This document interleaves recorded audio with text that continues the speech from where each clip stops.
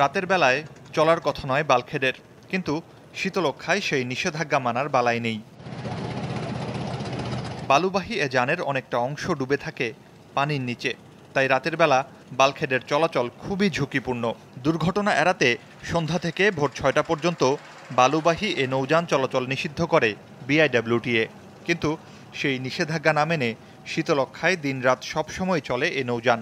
Light থাকে না, light মারে না, আন্দিকুন্দি চালায়, লাইন ধরে আসে না। বলগোটা একটানে আয় যা বাসে লঞ্চ নৌকার লাগে মনে করেন বেঁধে যায়।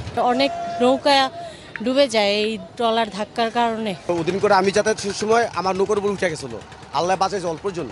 বালু ট্রলারগুলা যে যায় এটা কোনো নিয়মতান্ত্রিকভাবে কোনো কন্ট্রোল করতে পারতেছে না, এবং এটার সাথে চাঁদাবাজি জড়িত। স্থানীয়দের কাছে নদীতে রাতের দানব হিসেবে পরিচিত বাল্কহেড। বিআইডব্লিউটিএ আর নৌপুলিশও নদীপথে দুর্ঘটনার অন্যতম কারণ হিসেবে দায়ী করছে এই নৌযানকে।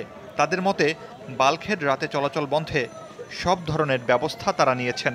এক্ষেত্রে সবচেয়ে বড় ভূমিকা রাখার জন্য আমরা চিঠি দিয়েছি যেমন নৌপুলিশকে এবং কোস্টগার্ডকে।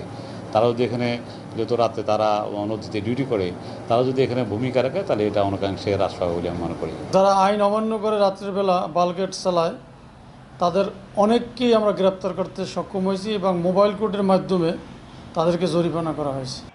দিনের বেলা ছাড়া যাতে বাল্কহেড চলাচল করতে না পারে সে বিষয়ে সতর্ক জেলা প্রশাসনও।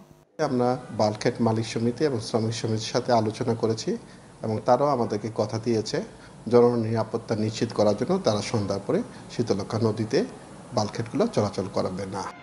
নৌপুলিশের হিসেবে গেল ৩ বছরে ছোট বড় মিলিয়ে দুর্ঘটনা ঘটেছে প্রায় ৩০টি, যার বেশিরভাগেরই নেপথ্য কারণ বাল্কহেডের অনিয়ন্ত্রিত চলাচল।